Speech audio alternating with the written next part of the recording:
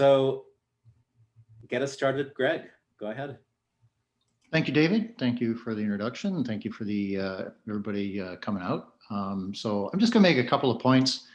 Those of you that have been glued to the TV, we don't need to say much about where it's all headed for Biden. But I guess the points I want to make are loosely, I guess, under a kind of rubric of like the repudiation of repudiation.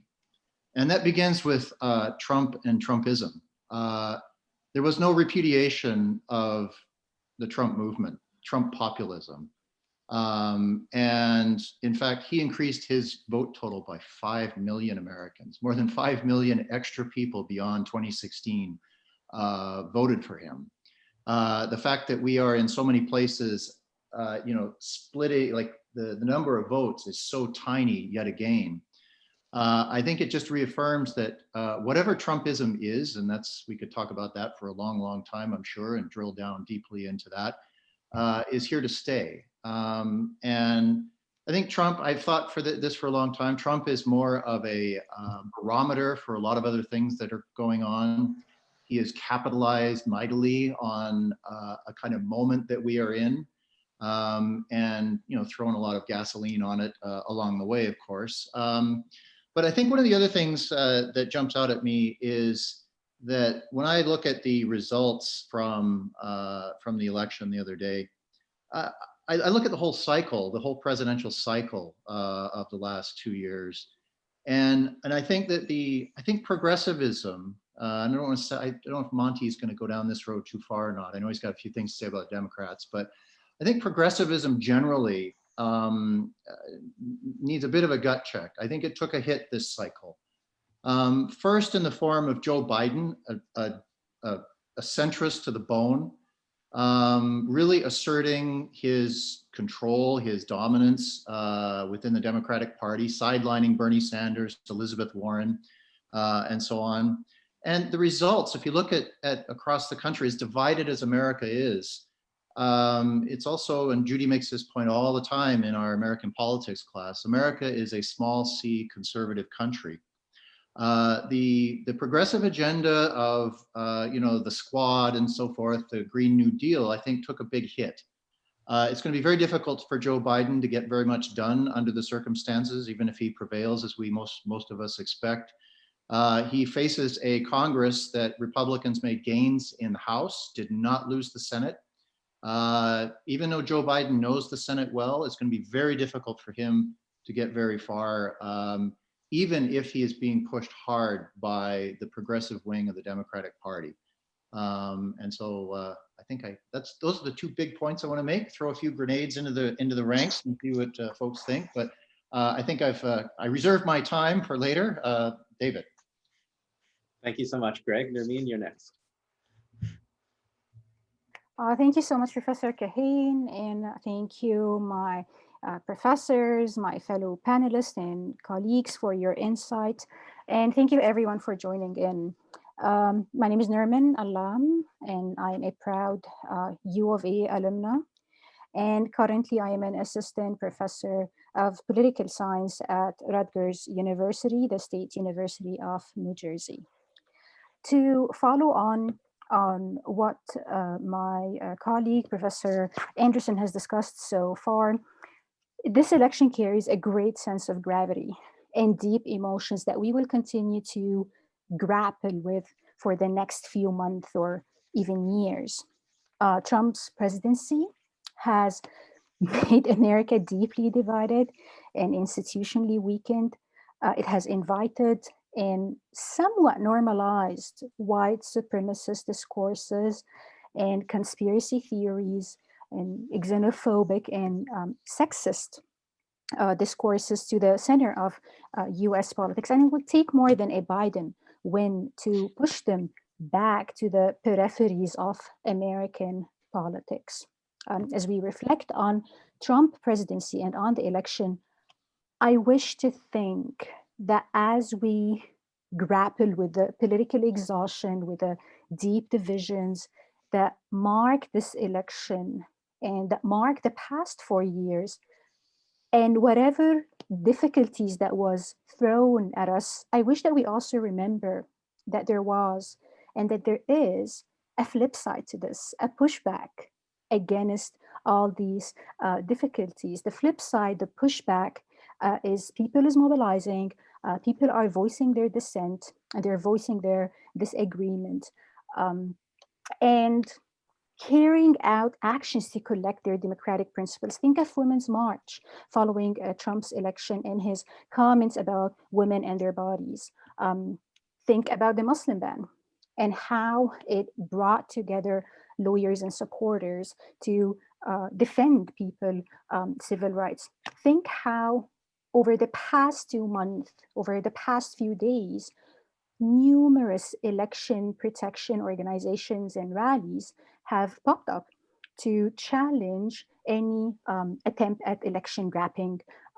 So notwithstanding the difficulties that was thrown at people over the past 4 years and during this election, I hope that this election and the past 4 years will not only go down in history as a turbulent time, but that we will also remember and celebrate people mobilization during this difficult time. The election is a reminder what should be by now, and then a common sense that is democracy is a process that requires us to stay constantly vigilant to protect and safeguard it.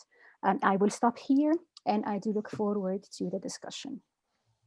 Thank you, Nermin. Over to you, Judy. Hi, I'm Judy Garber, and I'm a professor in the political science department at the U of A, teaching US politics right now with Greg Anderson, which is quite the experience. This election, and I am from the United States. I grew up in southwestern Ohio. This election was about race and about gender and about class. White American women are apparently loathsome.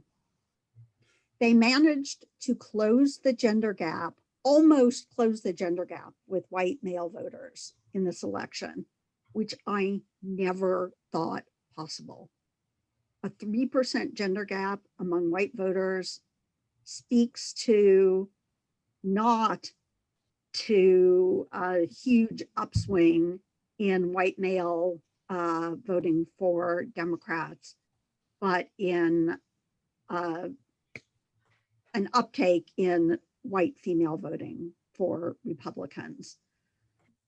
I don't know what to say about that, except that it's about race. That we're hearing about Latinos and we're hearing about Latinos and African Americans, even Latinos and African Americans, their support for the Democrats went down. Kind of, not as much for Latinx voters, not so much of a change from the last election. The change with African Americans is really the increase in the gender gap among African American voters. And I guess what I'd say about that is, it is kind of weird that only 80% of African American men voted Democratic, only 80%. But you can't expect every single person of color, every single Indigenous person to vote for Democrats all the time when whites get to vote like 58% all the time for Republicans. So I don't know. Ohio and Florida are not swing states. I've been saying that for a long time. They were swing states for Barack Obama. That's 8 years ago already. So we need to give that up. For me, and I don't have anything more to say about this, Texas is the only interesting state now, because what has happened in Texas is the beginning of a sea change. And as demographics of the US change, that may be the next actual swing state. my big point actually is that, and Monty, I'm speaking to you, dear, the Democratic Party does not have a base. It does not have a base outside of African Americans, San Francisco, and college towns, and unionized Latina service workers in some places, or very well organized. If Monty and I ran for president, we would not get elected, even though we're brilliant and socialist and charismatic. We wouldn't get elected because the elements of a social democratic base would require white people to stop voting as a bloc, which they will not do, including young white people. And it would require middle class and wealthy people to be willing to pay taxes, which they are not. And people who earn under $100,000 a year are Democrats, people who earn more are Republicans, for starters. Thank you, Judy. And now Judy's running mate, Monty, go ahead. I can't run. No. I wasn't born in the US, so sorry. I'm gonna have to skip on that ticket. Well, I hear what Greg's saying, and in terms of the progressive wing of the party, and yes, I am part of the progressive wing of the party. So obviously, if this was a big Biden win or a big white Biden loss, we would know one side has won and one side has lost. It would be settled. But the fact that it has been a close election, it running against probably the most hated politician that's ever run in for election in the US, and we barely eke it out, doesn't necessarily, to me, say that the progressive argument is done for, right? It's a problem with being, the Big Tent party. There are a lot of issues that we have to wrangle up, and we don't necessarily always see eye to eye. I mean, you saw AOC and the Blue Dogs working together to beat Trump, but are they going to do that moving forward? I don't know. Unless you're running against Ted Cruz next time, you're not going to see the similar type of response. So I think, despite Bernie losing, I think the progressive wing of the Democratic Party is the future. The fact is, we're finally beginning to see youth vote turning out. I think we're going to find in this election that the youth vote did turn out. Not as much as we'd like, but it's going to be a slow process. I see this as a kind of to use a sports analogy, a rebuild situation where, you can only get so many additional years from the same group of people who have been showing up, but it's only so it's not so much about who the base of the Democratic Party is, it's what base is the Democratic Party going to build. And I think the way that you build that base is by taking on the progressive policies. Yes, maybe the working class blue collar voter in Ohio doesn't understand intersectionality or, whatever. But I think the younger kids who are getting involved now do understand that environmental justice, racial justice, economic justice are linked. And I think once that the Democratic Party actually shows that this is the direction that we're taking, and we might not win the next couple of cycles, but let's be honest, it's not like the Democrats have been, batting 300 or whatever in the previous, and I know Judy likes that baseball reference, in the previous elections. We're not really that successful currently. So what really do we have to lose in terms of going the other direction? The future of the party is this more diverse, younger population. I mean, for myself, I had 12 cousins, 12 relatives in New York, young, brown women who went and voted straight line down the ballot for Democrats. That's the future of the party. And I think, you know, there is risk aversion, but I think that risk aversion shouldn't prevent us from seeing the writing on the wall. And again, I'm in a bubble, you know, I admit it. My friends are progressive, so, you know, but I think that's where the Democratic Party needs to go. And I don't think the Democratic Party identity has been settled based on this election or the success of Biden. Thank you, Monty. On to Mariam. Hello, everyone. It's really nice to be back at the U of A. I'm also a proud U of A alum.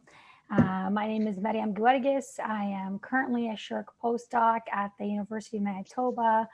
And I am going to kind of switch our focus for a second from the American perspective of the US election to think about what does the US election mean globally.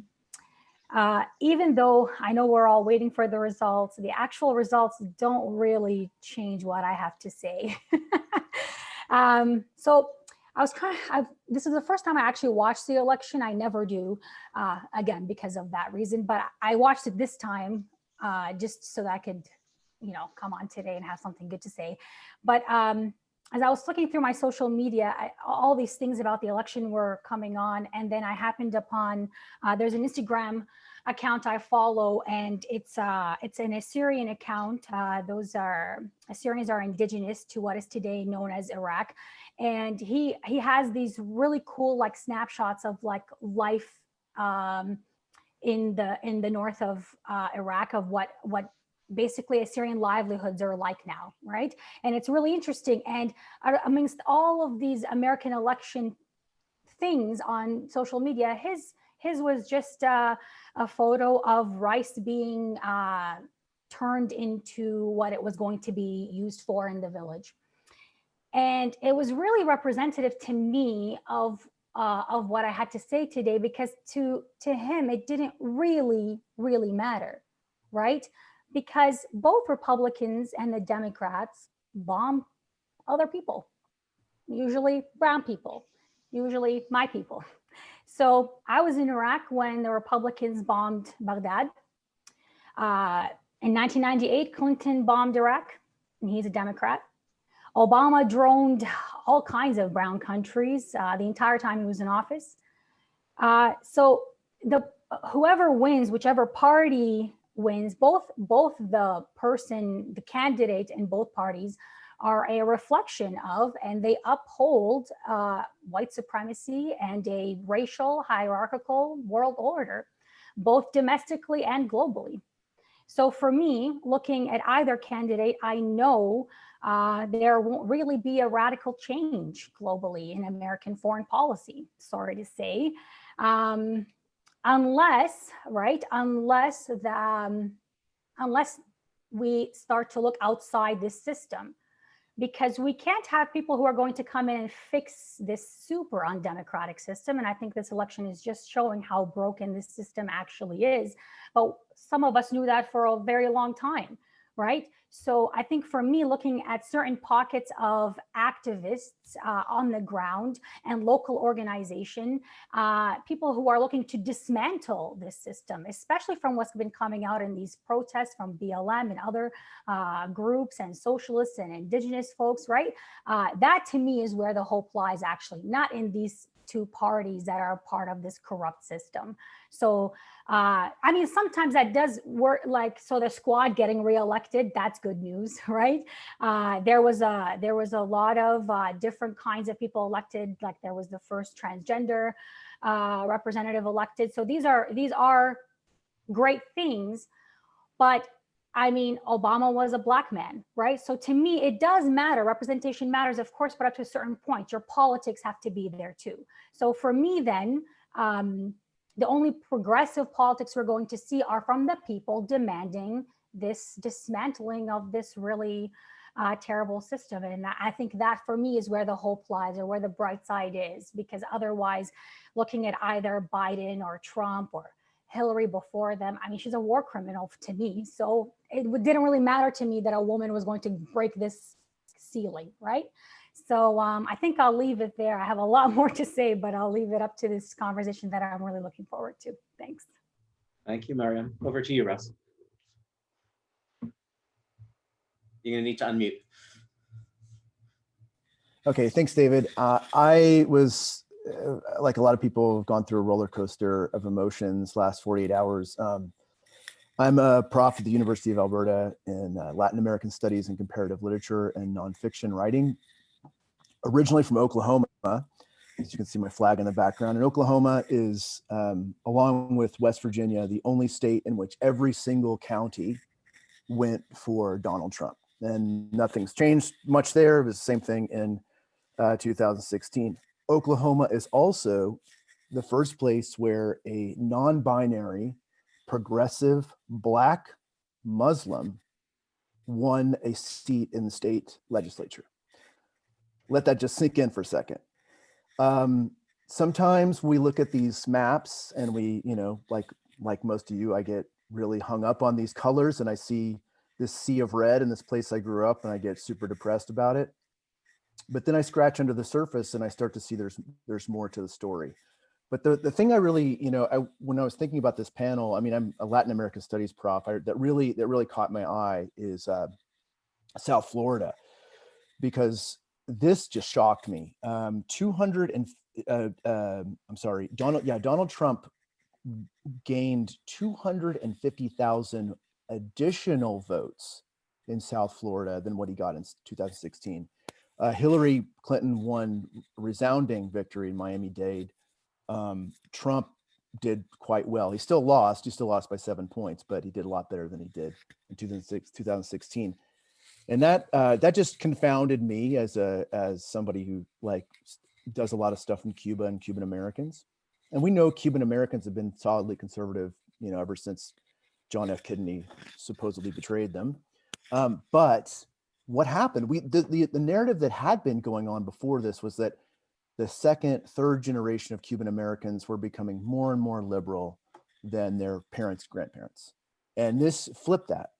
And what I found is, so I've kind of been trying to talk to a lot of people from there. And what I'm finding is that there's this old canard about socialism that is just deja vu all over again, that people feel threatened that Biden was beholden to the AOC squad wing and was going to bring back socialism. And that's kind of been the consensus to understand why this surge. But again, like I was saying about Oklahoma, I think there's a deeper narrative, and I don't want to take up too much time, but I'll give you just my kind of probably minority take on this, and that is that a lot of Cubans and Venezuelans, who are also an increasingly important factor in the electorate there, 3% of the Florida electorate is actually Venezuelan American. When you turn on mainstream, the consensus take will be that those people see the threat of socialism, Marxism, communism, of Chavism. They even call it, now they're calling it, they used to call it Castroism, now they're calling it Castro Chavismo. So they're lumping in Hugo Chavez and Fidel Castro and Nicolas Maduro. But actually, it's really interesting when you talk to some Venezuelans and Cubans there, and what they actually say is, when we look at Donald Trump, that's the Nicolas Maduro, that's the authoritarian caudillo. And it really struck me when you look at some of the ways that the rhetorical devices that Trump used and how much they actually resembled some of the polarizing, dichotomous, you're either with us or against us, you're the enemy of the people. Trump actually used that. That's a very popular phrase. Anyway, so I just say that it's complicated. Thank you. Thank you, Russ. And over to Kim. I just want to make sure you're not getting any feedback off my separate speaker mic. We're good. Okay. Well, I'm going to talk about where I stand first, so it makes sense. I am from the U.S. I came to the University of Alberta 5 years ago. I grew up in South Dakota, Minnesota. I'm Dakota, so in Dakota homelands, both reservation and urban. But I've lived and worked in every single state of the United States except for Arkansas. We lived, worked, or traveled for work. So I've worked across what we call Indian country. Before I was an academic as an environmental and community planner, I also grew up in a very multi-generational Democratic family. So my mom was an Indian country campaign strategist for Reverend Jackson in both of his campaigns, went over to work for Dukakis, grew up going to Democratic Farm Labor Party events in Minnesota. And I exited in 2016. And part of the reason I left the United States is one of the things I'll talk about that kind of came up during this election is extreme pervasive Indigenous erasure. And if you're in South Dakota, like when you're on the prairies of Canada, it's not erasure because they're still actively trying to genocide you. It's still explicitly violent anti-indigeneity. But across much of the country, it's just erasure. Like, you know, Elizabeth Warren type erasure, people that can get away with stuff like that. So in 2015-16, I was pretty disillusioned with the United States in general, the erasure, the gun culture. I came from the University of Texas. I love the prairies in Texas, but it just didn't even feel safe. And anyway, we can talk about that some other time. But so in thinking about this election, I noticed just several things that I'll throw out there that are, I guess, somewhat related. But the first thing is, in addition to what I just said, my perspective really changed, and this is part of why I stopped investing any of my energy in the Democratic Party and in settler electoral politics anymore. And that is once I came to a consciousness of global indigeneity. So once I started thinking about the alliances that Indigenous people in the US particularly should be having with Indigenous people abroad, because I read a lot of Caitlin Johnstone. She's a freelancer out of Australia. She just published this blog the other day. The US empire is a smiley face serial killer. Like, that's her attitude. So she's got a lot of interesting stats in there. But Indigenous people in the United States are everybody is. I mean, it's hard to live there and not see the perspective of the rest of the world. When you live inside the empire, all you see is the empire. Indigenous people and a lot of other people of color and poor whites and everybody else is really invested in US imperial hegemony, whether they know it or not. So we can talk about civil rights, human rights, racial equality within the United States. But a lot of those same people are putting on a military uniform and going around the world and helping the US be a smiley face serial killer. So when I came to that kind of consciousness, I also was starting to think a lot about following a lot of Pan-Africanist people, thinking anti-capitalist Pan-Africanist thinkers, Black Marxists. And so that kind of stuff is what I'm really following now and attempting to think as an Indigenous person in alliance with Indigenous people in other parts of the world. So, but some of the things that are coming out of the US, which I find really hard to take, and we do a lot of analysis of this on my podcast, Media Indigena, that we do every week. This voting is sacred thing. I think Deb Haaland, the Pueblo person in Congress out of New Mexico, I think she's the first one that tweeted out voting is sacred. We've also got democracy is indigenous. We've got the indigenous people that are kind of like the Black people that they call VOTEPs, sort of focusing on, you know, voting is, we're honoring our ancestors by voting. And so this overinvestment in the Democratic Party, I get it on a pragmatic level. So I can kind of hold these things, both of these things in my mind. Yes, pragmatically be invested, but I see very, very little investment balancing that in thinking about the role of all of us, our complicity in US imperialism. And then I'll just end with what my friend, my Lakota relative and friend Nick Estes says, and he's got a great book called, I think, Our History is Your Future, and partly it's on Standing Rock. He says you can't vote your way out of US occupation and towards decolonization, and we really need to think seriously about what decolonization means, not only for us as Indigenous peoples within lands now occupied by the United States, but in concert with the people that are being bombed, colonized, and dispossessed around the world, like our ancestors have been for the last 500 years. So I'm not so worked up about the election. I'll stop. Thanks. Thank you, Kim. So thanks for those presentations, really nice foundation on which to build the conversation. And so first to turn to the panelists, feel free to unmute, respond to one another, ask questions of one another, disagree with one another, agree with one another. So just dive in and I will lightly moderate.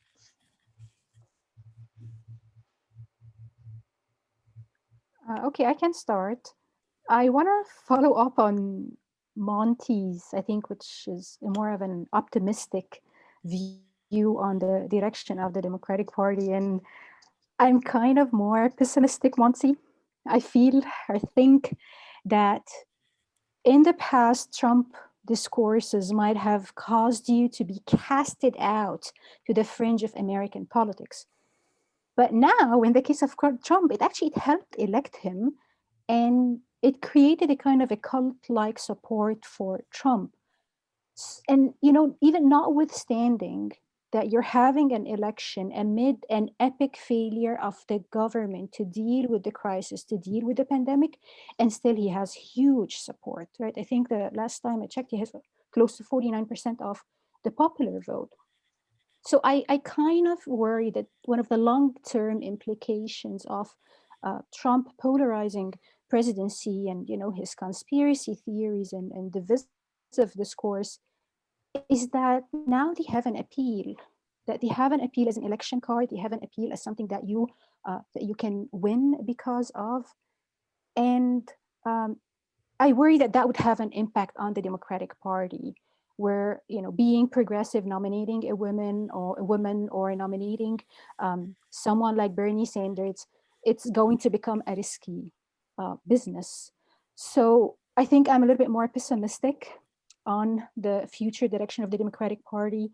And I think the risk is that the Democratic Party will continue to move more towards the center right in order to be able to secure more votes. No, I mean, I definitely don't think that it's going to be easy or, you know, it's said and done that that's the direction that we're going to go to.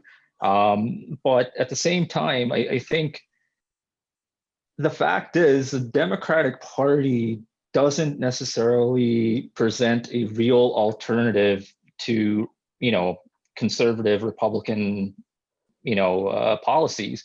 It's basically Republican light. That's not how you differentiate yourself. If you give people a real alternative, you know, that, and I totally recognize, understand that, you know, everything that Trump has done has kind of shifted more or less everything to the right, including, you know, the Democrats, because we've let him control who we are in terms of our own self-image. You know, it's basically trying to oppose what he's made us out to be, rather than presenting something that's, you know, more intrinsic to who we are in terms of our own Democratic Party values.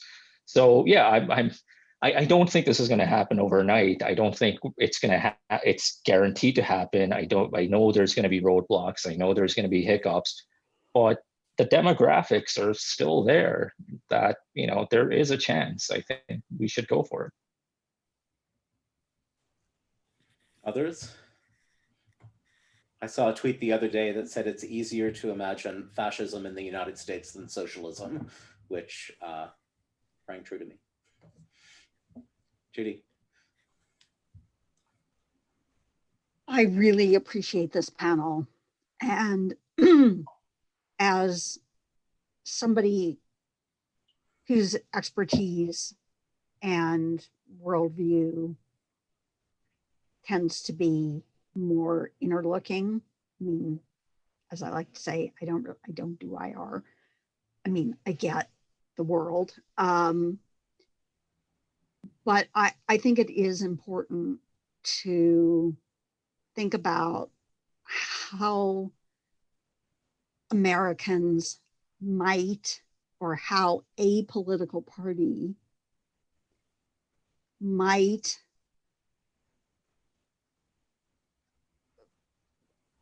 retool what it means to be American, both internally and in the world, because it's probably is true that those Kim, you might say, Mariam, you might say that the retooling the view of what it means to be America has to happen first in the world order or across colonized peoples and lands. I think it needs to happen internally at the same time. I mean, I think those two things go together. Americans are like crappy people right now. So crappy people don't start being good to other people if they are crappy to each other. So I think elections do matter. And I think what happens within the borders of what we call the United States, I think it does matter. My view, I'll just say this quickly, is that I actually think that climate change and the environment is the way to get people into thinking about big changes, including globally, and how those interact with the land and the people from whom we took the land and the people whose lands were bombing. I think the environmental movement is something that is led by young people, and that young people can relate to more than a lot of other kind of traditional old socialist democratic values. So that's what I would say. Kim, Greg, Mariam, Russ, thoughts? I think I do agree, Judy, that that change does have to happen internally in the United States. I guess I was kind of more thinking about this, what it means for people outside the United States when they're looking at an American election happening. But also what Kim was saying about, you know, that this system, regardless of which party wins or whatever, is imperial. It's white supremacist, it's imperial. So the way forward for me is to echo what Kim was saying about global indigeneity, but decolonization basically would be the solution. That's what I'm thinking about when I look at activists, right? So that does include environmental justice, because I think indigenous groups have been at the very forefront of environmental justice and environmental movements and things like that. But that's the only way forward that I can see, is to dismantle this, is not to fix it or to make it work for more people, because it's not designed to work for more people. It doesn't matter, right? So I think the way to be anti-racist, anti-white supremacist, anti-colonial is to decolonize, is to dismantle the system. You know, I've been giving a talk lately about I do read a lot of Caitlin Johnson, actually, and she had an article. She's so very like snarky, but I like snark. So she was talking about, which is what I've been saying in different language, we really need to change the stories that we tell ourselves. And I think I left planning in part because I don't believe we can plan our way out of things. I think we incrementally try to fix as we go along. But one of the things I think that can make a difference is telling ourselves a different kind of story. And I've come to think that we can't change things until we have a different story. And US exceptionalism must die. Settler exceptionalism must die. There is no inherent goodness possible in being an American.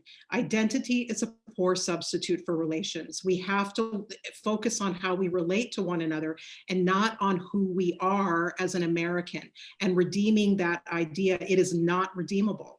But so I also follow Johan Galtung, who's the father of peace studies, and he was talking, he's so conciliatory because he's a mediator.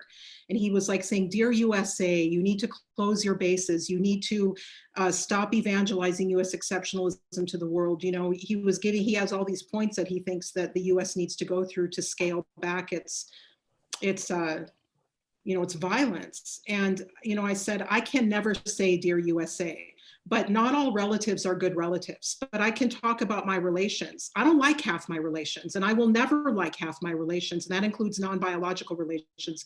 That includes other Americans. But it doesn't mean that I don't have some sort of relationship with them and can't work towards more dialogical relationships. But none of that is based on sharing a common identity. Relatives don't need to have a common identity. And so this is the kind of story I'm trying to craft, right? And I think the degree to which we can get towards those kinds of stories and away from redeeming what is irredeemable is a better way to go. So that's just one partial response. I could go on all day. Greg, go ahead. So I guess one of the things that I would I would agree with Kim that exceptionalism hasn't served America well in many respects. But I was also struck on Tuesday about how exceptional America remains. I mean, look at its response to the coronavirus. Look at the historically bad president that we have just barely turfed out of office. There are so many things, in not a good way, exceptional about the way the United States and Americans perceive themselves. And I guess this kind of goes to some of the discussion that we've already had about, what do the Democrats do? What is a progressive agenda all about? Maybe Judy's right, the environment, maybe healthcare, but I'm just struck by how difficult it was, even in this environment, to have those issues resonate with enough people. I mean, 70 million Americans are on board with Donald Trump. And one of the things and Trumpism, the populism that he sort of represents. And I guess I'm just struck by, in a global sense, by how this is happening in so many other parts of the world. Brazil, the Philippines, elsewhere. And so, as if you're an adherent or you want to see more of a progressive agenda adopted, I think one thing, to go to Judy's point about, internally, what do Americans need to do? I don't know how you start bridging this gap, because the contempt between the two sides is palpable. And I don't know how Joe Biden or anybody else puts that particular genie back in the bottle. That's a tall order, and I'm hoping for just a boring 4 years as a start. But I'm just struck by how many institutions have been eviscerated, and how much damage has been done in 4 years by this administration. And yet that progressive kind of hopeful agenda, I'm with Monty. I would like to see more of it. I wish I shared his optimism as well. But I'm struck by how little of that is probably going to happen in the next 4 years. Russ, did you want to come in? Well, yeah, I mean, I just feel, I feel conflicted about a lot of this stuff, because I think there are precedents for very interesting social movements within the United States that are not part of the electoral, sort of conventional electoral system. The Green Corn Rebellion, I hate to be going back to Oklahoma, but the Green Corn Rebellion in Oklahoma was a story people don't even know these days, but it was a march against World War I that involved African Americans, Native Americans, white sharecroppers, and those sort of stories have been repressed. But then again, they've always, and there was an active socialist party throughout the Great Plains from the teens. But then again, I feel conflicted about it, because those things were also just, at the end of the day, they were not successful. I mean, they were. You could argue about whether they were not successful because they were put down by very repressive means, and they were, but they didn't have a popular base of support across the population. And so trying to think about how you can have, and what's the thing, I guess just one thing I'll say about that, because I obviously don't have any answers, but one thing that just bothers me, and it's just unfortunate, is that often we have, these sort of socially engaged progressive movements, and then we have the sort of more conventional Democratic Party people, and they start firing at each other, and they actually can't get along. They actually have worse relations than Republicans and Democrats. You'll see the worst fights among those people. And it's, if nothing else, I'd like to just see the conversations like this, you know, happen, even if they're a little awkward sometimes. We'll go over to all of the other folks on the line in 10 minutes or so, but I wanted to throw out the question of whether there's anything you'd want to say about Canadian and Albertan connections in all of this. One of all of the sources of frustration in the last few days, one of the most intense was the emotional support Canadians meme, where Canadians were saying, as you go through the, you know, dumpster fire of your election, we virtuous Canadians offer you our support. And watching that from Jason Kenney's Alberta, I was like, emotional support Canadians have been around for quite a while.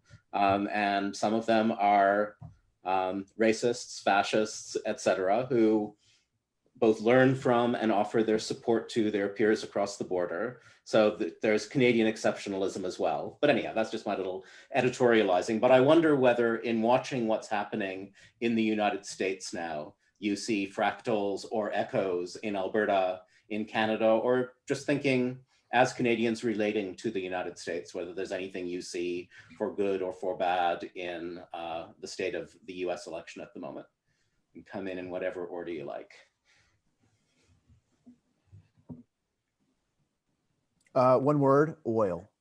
I think oil all the time. It's the thing that moves, and it's the substance that is always there.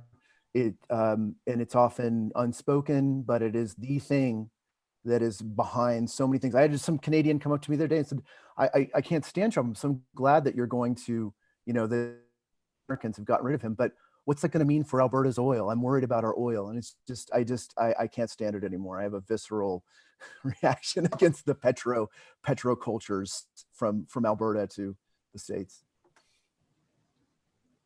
Judy, go ahead. One word: racism. Russell offered us other words after the first word. Do you want to say more? I think both Canada and the United States, the nation states that exist now, whether or not they should, and the identities of many people living in them, whether or not those identities should exist that way. I think there is a shared settler colonial. I think there's a white supremacist, inherent white supremacist, not always enacted in a way that, you know, looks violent, even though it may be felt violently. I think that's Canada, and it's the country we call Canada and the country we call the United States. And it's an identity that's shared in both places. Unfortunately, there's way too many guns in the United States, so that gets enacted in ways that actually literally violently kill people more often than in Canada. Even killing Indigenous people of color more often violently in the United States than in Canada, but it happens both places. So that is what happens when you found nation states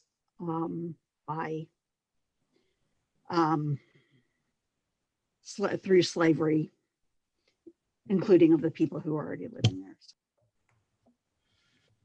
Any other reflections, Kim? Can I ask a question? Yeah. So it kind of cracks me up that like white nationalists up here like copy like Lynn Bayak gave money to Trump. So I think it's weird when white nationalists would copy the US. If you're a nationalist, shouldn't you be like a white nationalist hater about your own country and not being like following another country, number one. And number two, I mean, I get why Canadians would be so invested in the US because like it's there and it's a violent empire and it could roll over on you.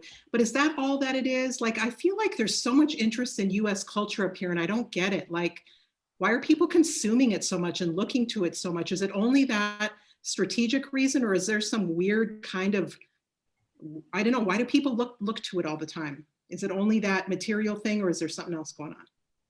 Maybe that's off topic. You don't have to answer. Anyone want to take a stab at that? I'm curious.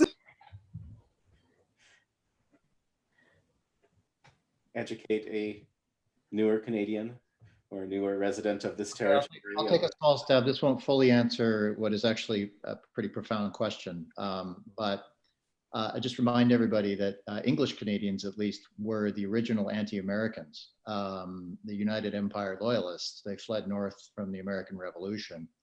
And I think there's been a small, I don't know, David, I know you spent a lot of time in Quebec, maybe you could speak to this, but at least among English Canadians, I think there's been a long-standing kind of inferiority complex. I mean, Canadians, how do you tell them apart from Americans? In many ways, we all drive the same cars, eat more or less the same stuff, have the same box stores and strip malls, ugly strip malls all over the place. And I think there's just a morbid curiosity with what goes on south of the border. And there has been since the Crown loyalists fled north. So that would be part of my answer to that, at least. I think I would say that it's kind of has to do with the story Canadians like to tell themselves about who they are, that they're these nice people, so unlike their violent neighbors, that, they don't have a racism problem. When Canadians were watching the BLM protests, they were like, so glad I'm Canadian. I don't have that problem. Meanwhile, cops shoot Indigenous people all the time. They shoot Black people all the time. Come to Toronto, Black people get stopped and get carted all the time, right? So we do have that problem. It's just a story we tell ourselves about how we don't have that problem. And I think it's actually, I kind of envy America because it's in your face and they're talking about it and they're working on it and they're duking it out on the streets. But in Canada, it's so insidious, like we're not even having that conversation. The RCMP comes out and says, oh, we don't have a systemic racism issue. Really? Don't you though? I mean, right? You go into Wet'suwet'en camps, you go into land back camps, like of course you have a racism problem. That's ludicrous, right? A wellness check becomes you shouldn't be doing a wellness check, but that becomes into a shootout. So you do have that problem. And the first step is acknowledgement, right? But we kind of haven't gotten there yet. And it's very troubling. Yeah, Go ahead. Yeah, so I remember when I moved here and, it was always like, well, at least we're not Americans. I actually think, and this is going to be weird saying it, but American racism isn't as bad as Canadian racism. As Mariam said, American racism, they tell you, I don't like you. I don't like anything about you. Canadian racism is the paternalistic racism, where it's not just, I'm not going to say I don't like you. I just don't think you're capable of making the decisions that you should be making, because we know what's good for you. You should be doing certain things and you're unable to do it because for whatever reason, because you don't have the rationality that we good Canadians do. I think I really think, and maybe this is, the British Victorian or whatever mentality, but Canadian racism is far more insidious. It's polite and it's terrible. Yeah, can I go back to Kim's original question, because it really gets me. Like, how is it that a white nationalist, and forget about Canada for a second, but let's say Brazil, Jair Bolsonaro, how can he be friends with someone like Donald Trump? Brazil has traditionally been a victim of imperialist aggression by the United States. It seems very strange. Like they seem like they would be competing for the same. They have some sort of zero-sum white supremacist tactics. And I think this is just off the cuff, but I think maybe it's has to do with sovereignty, right? Like they have solidarity in the sense that these are men who believe they have the ultimate sovereignty ultimate supremacy. They are the deciders. No one will question their authority. And I guess that's what ties in like a Putin to a Trump to a Bolsonaro. Maybe it's that, I don't know. But the Canadian thing, yeah, crazy. I mean, if I may add to Ross' point, even in the context of the Middle East, I come from a place that Trump called a shithole, and still he is very much supported. He is, he does lend support to authoritarian confidence in the Middle East. Authoritarian, autocratic regimes say like, look what he's doing, so we're not doing anything. And I think like this is one of the other damaging effect of his presidency is giving legitimacy to authoritarian confidence and authoritarian tendencies that already existed in the Middle East and North Africa. Can I just flip that for a second and just think about how the double standard there is, right? So at like 2 a.m., was it yesterday or the day before, Trump comes out and says, I won the presidency and that's all there is to it and everybody go home. Didn't he say that? Something like that? I woke up to this and I was like, what the? So Bashar al-Assad, right? When we were all talking about bombing him, was like, guys, I won the election by like 99%. Everybody go home, I'm the president, right? And when you think about that, everybody was like, he doesn't know what he's talking about. Bring out the international observers. He's a dictator, this and that, right? Trump says the exact same thing.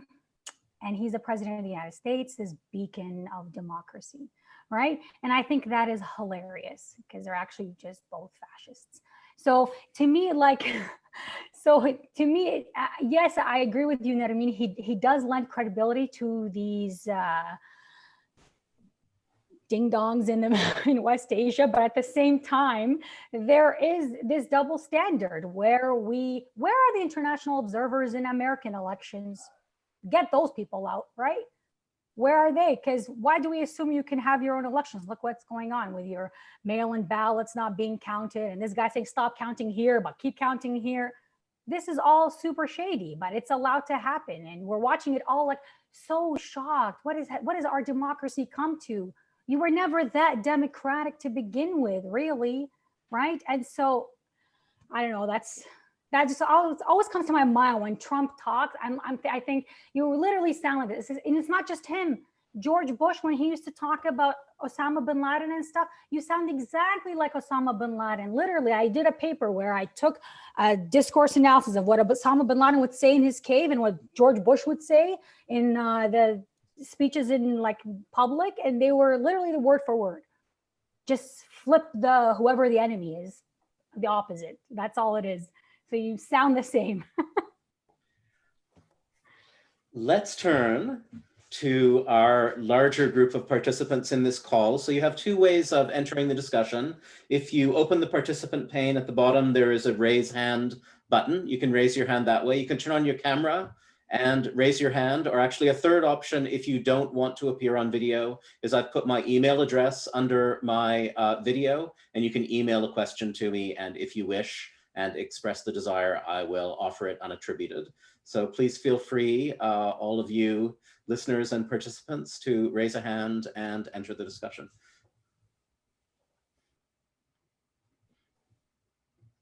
I'll do that teacher's 25-second pause. Lori Adcan, also I will need to invite you to unmute, and now you should be able to unmute yourself. Go ahead, Lori. Well, I also just want to thank you all for your contributions to the panel, because it's been super interesting and really good to be able to have some thoughtful conversation about what's going on, especially since we're all so isolated and can't get together to talk and commiserate. And it's nice to see some faces from afar that I haven't seen for a while. Many questions have come up that have been of strong interest to me, of course, and you know that I work on the populist far right and teach a course on that. And as I say to my students, I see a few of them here today, that I started out working on Europe, and then over the years, my course material has increasingly spilled over into the United States, an area where I don't feel I'm a particular expert, you know, on American politics, but you can't study the populist far right without looking at what's happened since Obama was elected and the rise of the Tea Party. in the United States, and the roots going back further than that. So one of the questions that we focus on in the whole area of the populist far right is trying to understand the basis of these movements. Where do they come from? And we, of course, need to go to an intersectional analysis to answer that. But I have been struck by so much of the commentary not getting into kind of the political economy and the structural explanations as well for the possibility, the creation of these potentials for the mobilization of a movement of 70 million people to support and vote for Donald Trump. And I think that has huge implications for how we see the future, because in 4 years, what's Biden going to do to address those structural underpinning factors in American life, which would, you would have to look at the fact that America is now a low-wage economy, a low education economy, high insecurity that people face in an existential sense. It's a residual welfare state. It's got a third world infrastructure in many parts of the country. And I mean, so there's a huge amount of investment that needs to be made in social services and programs and income redistribution, and stopping spending on the military and investment in education and many other things that he doesn't have a mandate for, really, and he doesn't have very much time to implement. But these are the underpinning factors that seem to me to be so critical, to getting a handle on what's happening, not only in the United States, but everywhere, with the 40 years of neoliberalism and its effects on its, sort of destruction and erosion of the small gains that were made in the 50s, 60s, and into the 70s. So look, taking that broad kind of historical point of view, this is where I really worry, what is Biden going to be able to do, especially that somebody who, Greg has said he's a centrist. Yeah, I mean, he's not even really committed to these kinds of transformations. So I'll throw that one out to you. The other thing I just wanted to ask you about that didn't come up, and looking at the exit poll data, one of the factors that seems to be so striking in deciding, or as an indicator of who voted Trump versus Biden, is evangelical Christianity, and correlated to that a whole range of other positions, for example, on abortion. And so I just find it, we've been talking about the ways in which the United States looks so much like various dictatorships and authoritarian regimes around the world. Well, could we also throw in theocracy?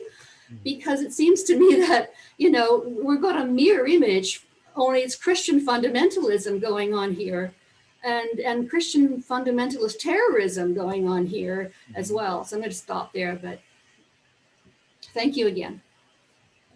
Thank you, Lori. Who wants to dive in on either one of those questions?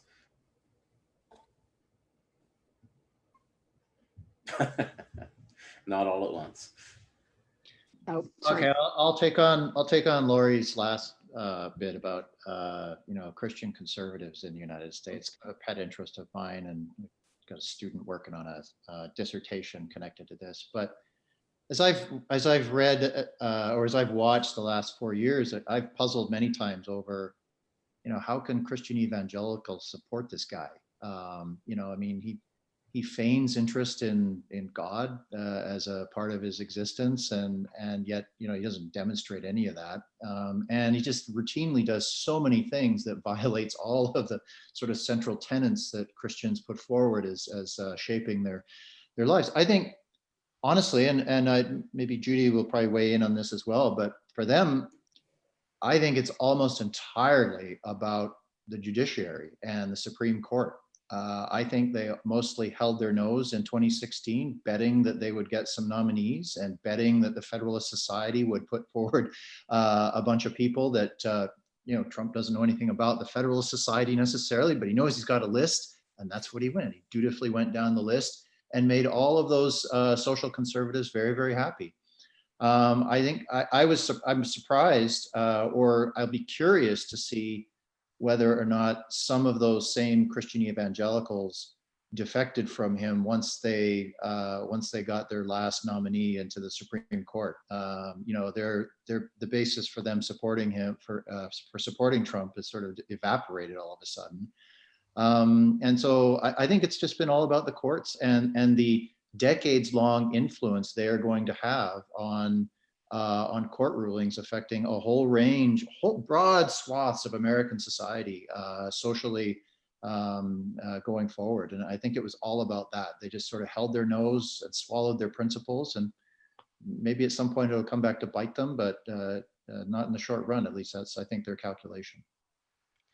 Judy, I saw your hand. No? Anyone else want to come in either on the question of theocracy and evangelicals or on the other question that was posed?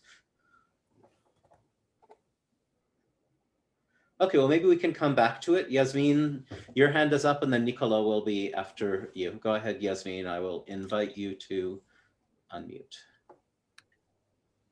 Hi, thank you for the great panel. I really appreciate the comments people have made, and I think the pointing to a lot of structural factors that are quite deeply embedded into the US system. But it did strike me when I was listening to this that there's a couple of questions that weren't really addressed. So one of those questions is, why did these 70 million people vote for Trump? Like, what is going on there that many people would support Trump? And is it appropriately read as they're supporting everything he's doing? Or does it need some other kind of analysis? And one of the things that really struck me by my own behavior on election night, flipping from CNN to Fox, is that sense that the media really isn't one thing anymore. It's many different perspectives that you get from the sort of mainstream media. We also have social media, and this is a president where, you know, his entire coming into office corresponded with a new term, the post-truth politics. And so I'm just wondering where those elements might fit into your analysis, because it seems to me that some of these things are newer features that are you know, part of technological shifts, and they may be exacerbating divisions that might not otherwise have been there in such a stark way. Thank you, Yasmin. And that actually dovetails nicely with a question that came to me in email, which I'll just read out and invite folks to respond to either or both, which is what the panelists think about this post-truth environment that this election took place in. I think a huge part of the steep divide in the USA are these separate realities Americans are living in now. So feel free to come in, panelists, about any aspect of that. I just actually want to point out that Nicola has had her hand up for a really long time. She will come in next, but so she should get the next question. She will. Anyone want to speak to what Yasmin and the online questioner raised? Nermin? I mean, it's going to be more of a comment. I don't have an answer, and it's something that I've been contemplating with. I mean, one of my colleagues was suggesting that, again, like we're asking these kind of questions, and they were suggesting that there need to be more research and study onto white grievances. What are they in the US? But I think it's even beyond than that. Like you look at within the Arab community, within the Muslim community in the US, even within the Latin community, you have a high percentage of people voting for Trump. I think 1 out of 3 Arabs voted for Trump, and I'm not sure. The numbers are still coming in. So I mean, I think 1 out of 3 Muslims in the US voted for Trump. So it's definitely something that it's still puzzling, at least for me. One of the things that I try to reflect on is even how in our classroom, how can we address something like that? Like I'm very fortunate that I teach at a liberal institution. It's a very diverse institution, but it doesn't mean that it's very homogeneous when it comes to the political, views. And it's still a struggle to make room to political views, like those who support Trump versus those who supported, for example, Hillary Clinton, and how the debate gets so tense because some of the policies of Trump, it was an assault on the humanity of some of these students. Like some of these students, they were unable to see their kids growing because they can't go back. Some of them we're not able to see loved ones or go and be beside loved ones who are dying because they can't go back to their countries because of the ban.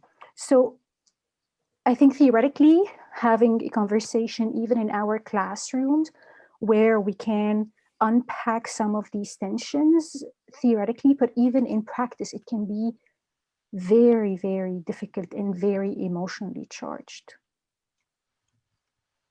Thank you. Others? Nermin, I'll respond and also kind of ask you a question as well, because I've found that as well. I'm similarly perplexed, like I said, by the Latinx community.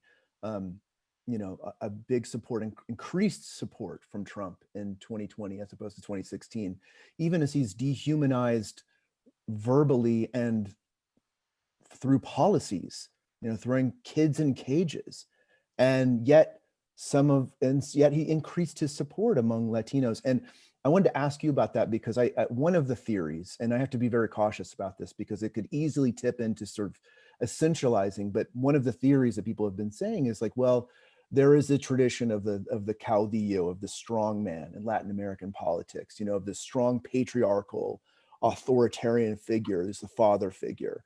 And Trump very much fits that mold. And I wonder if, and I see, you know, I can see a little bit of that, especially in Latinos, specifically men. So I wonder if do you see any of that in what's going on with Middle Easterners, or do you think that's just too simplistic? Should I respond? Can I respond? Yeah. I mean, I'm not sure. I think it does also play the figure, and especially like, even though, like, this is at least how I can understand it, is that even though at the time of an epic crisis, but you still have them, you know, electing Donald Trump, it might have something to do with the need of the strong man at times of, you know, crisis, because he's the only one who will be able to get us out of this. I think one of the other arguments that I know is the economy again, which is, it blows my mind because I don't know, maybe it's the economy when it comes to certain sectors, but overall, I don't know how the economy, how the economy argument holds.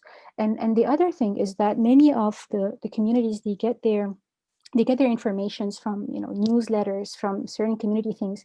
And it's interesting how many of these newsletters are usually, again, they're pro-Trump and they're talking in favor of Trump and supporting Trump. But I don't have an answer. I'm sorry. Let me invite. Add one thing here. Sorry, or no, are we moving on? No, go ahead, Mariam, and then I'll invite Nicole in. I was just thinking some more about what Nermin is saying, but also about Yasmin's question. I think we're underestimating how, first, to Nermin's thing about how capitalism has kind of conditioned us to value property and things and capitalism more than human life and people, right? So it's not that surprising that people are, you know, that the economy is a good enough response when they think about these really inhumane and unjust policies. But also, to Yasmin's point, I think partly it is that, you know, I think in recent years, we've seen this kind of surge in people who were systematically marginalized come to the forefront, demanding that they be included, or that they, you know, decolonization and anti-colonial movements and, you know, feminist movements and things like that, and how they've come together and things that it has made, you know, people who have benefited from this system of white supremacy, who have been so invested in this system, to, of course, feel like they want their country back, right? So that kind of resonated with them there. And I think we underestimated just how much investment there was in white supremacy, not just by white people, but white adjacent people like West Asians, right? So like Middle Easterns or Assyrians, Arabs, right? Maybe the Latinx community would fall into this. I'm not sure. I don't.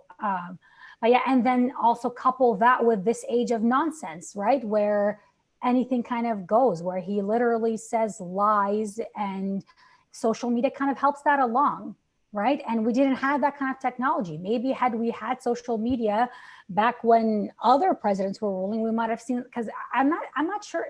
He's kind of like, he is more bold and brazen in that he just says something out loud. But I mean, Obama was putting children in cages, right? Like that's not, like, it's not so new, right? So I think the discourse, yes, that's different for sure. But I mean, I think policies and such, those are still important, and they weren't that new. Thank you. So let's have a comment or question from Nicola, and then I'll end by just going around the panel and see if there's some thought you'd like to leave people with or that you're leaving with. But Nicola, Lisa, thanks for your patience, and please go ahead. Sorry for the violent hand waving. It's like 8 months of Zoom meetings, and I still haven't figured out how to raise my hand. I'm slow on the uptake. Thanks for all your comments. My question is about, I'm still, of course, looking for connections from a Canadian perspective, and what this election means for Canada.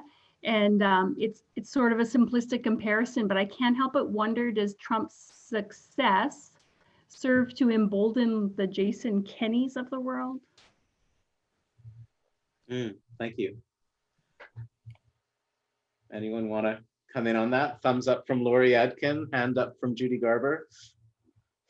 Go ahead, Judy. I think Jason Kenney was Jason Kenney. Jason Kenney was Jason Kenney a long time ago. And so what I'm going to say about Jason Kenney is I do not blame the US for Jason Kenney. I think there's an Alberta conservatism, social conservatism, certainly economic conservatism, colonialism, racism, that is its own thing. So when I arrived here 30 years ago from the US, I thought it was exceptionally odd that Canadians were blaming everything bad about the world were attributing everything bad in Canada to that's American style. And it's like, I'm pretty sure the United States did not single-handedly invent capitalism, for example, or religion. I think Jason Kenney is taking strategies, and conservatives in Canada have been using Republican strategists for a long time. I think that's true. I think the new curriculum thing is like even stupider than something Betsy DeVos, the worst member of the Trump cabinet, would come up with, Secretary of Education. But I give Kenney his own thing. He's his own thing. He's got his own psycho-political stuff going on. And I think strategy, yes, but those seem like Canadian, perfectly Canadian, and definitely Albertan ideas to me that were borrowed from Saskatchewan, that were borrowed from Australia. So I don't know. Let's have a quick whip around the panel. So feel free to each come in succinctly and just one question or observation or thing that's in your mind as we wrap up this conversation. And feel free to unmute and come in whatever order you like. And you might also want to touch further on Nicola's question as you speak. In the order we started, perhaps? Why not? All right. Okay. So, I'm breathing a small sigh of relief because, we couldn't endure 4 more years of Donald Trump. That said, my biggest question going forward is what happens to him and Trumpism. This is going to be the first administration in a very long time where we're going to have effectively a kind of oppositional party. And it'll be interesting to see what Trump does with that going forward and how difficult it makes life for Biden. So that's my comment. Thanks. Nermin? I'll continue with the optimistic tone, and I genuinely hope that if Biden and Harris were to be elected, that at least it will make the idea of having a woman in the White House possible. Thank you. Judy, something you'd like to add? Okay, I'm a very forthright person. I wear my feelings on my sleeve, or whatever that expression is. I have to say to Kim, I feel I feel like I have to defend myself. I should defend myself, not have to.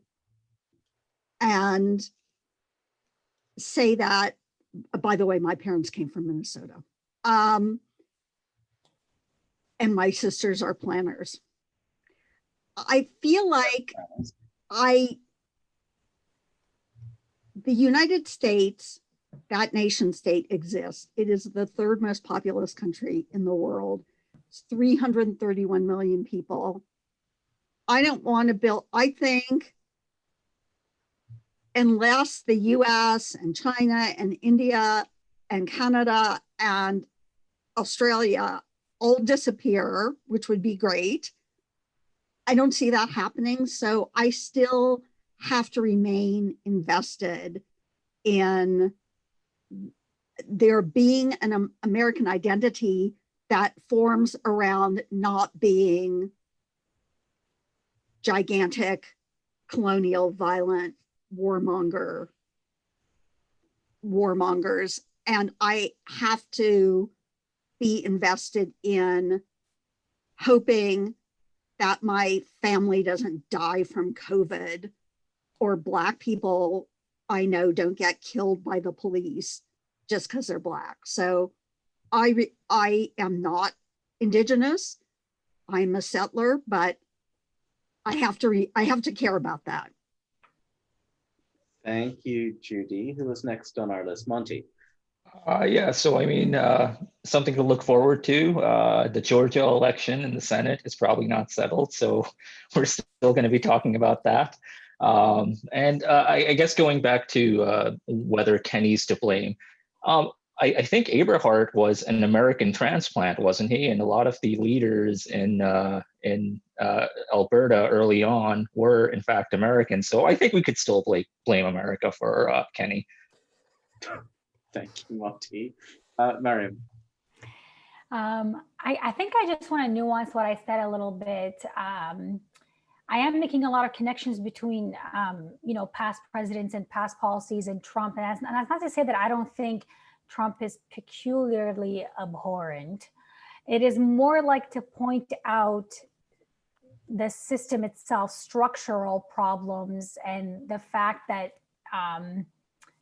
that regardless of the person, even if someone is like Obama or someone is like Trump, that to me structure matters, and that the system itself, because it is white supremacist and colonial and imperial and capitalist and everyist. So to me, that's the biggest problem that needs to be addressed, as opposed to which party or whatever. And I'll end there. Russ. A lot of points taken that it's not much is going to change when you look at the cold hard facts in terms of a progressive movement, in terms of capitalism, colonialism, all the rest. Like I said, I mentioned oil. None of those things seem like they're going to change. It's a cause, it's a gut check. That being said, I'm just so glad to see this guy go. Oh God. Thank you. Kim. I forgot that I was talking to my brother yesterday, who lives back on our res, and my whole family is like, is super politically involved. He reminded me that Indian country went more towards Trump than it did last time. And I was like, but you can't trust the typical pollster because they don't know how to poll Indian country. So throughout the South, I'd say half of the people in the South that have no documentable connection to natives claim to be Cherokee. That's just bullshit. So that's the first problem. But that doesn't mean that actually in Indian country, some people did vote for Trump. My brother reminded me, and I was looking at a Mother Jones article, Gorsuch, a conservative Trump appointee, has consistently favored tribes, and 2 last Supreme Court decisions favored tribal jurisdiction and land rights. Historically, the Democrats, I don't really think, have been better on Indigenous land rights than have been the Republicans. So the Democrats certainly are not owed the native vote. Indian country usually goes blue. This time there were more red spots in there, and it seemed shocking to people, but I think my brother's probably right. This is probably one of the main reasons. So I just wanted to partial answer to that other question. Thank you, Kim, and thank you so much to all of our panelists and everyone who attended.